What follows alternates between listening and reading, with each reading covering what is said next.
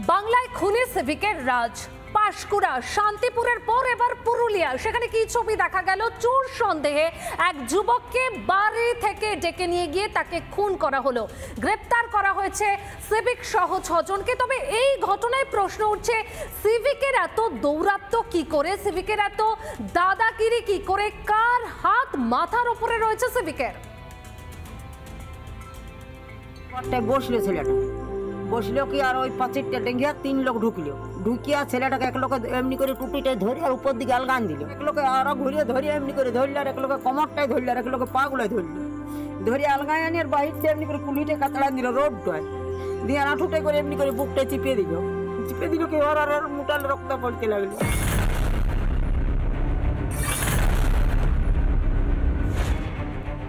বাংলায় বারে বারে সিভিক দৌরাত্ম্য।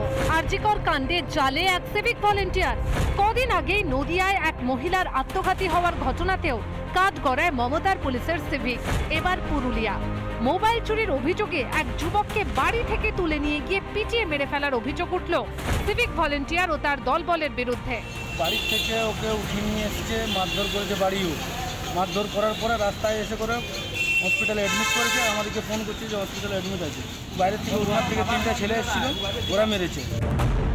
মৃত যুবকের নাম তাপস মহাপাত্র, বাড়ি টামনার চাকলতোর গ্রামে।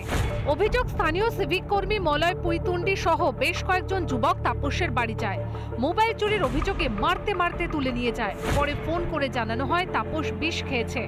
মঙ্গলবার সন্ধ্যায় পুরুলিয়ার সরকারি মেডিকেল কলেজে চিকিৎসাধীন অবস্থায় মৃত্যু হয় তাপসের। বাইরের থেকে 3 জন আর আমাদের গ্রামের 3 জন, একজন সিভিক পুলিশ, একজন বাপন মহাপাত্র, একজন আকাশ কৈবর্ত।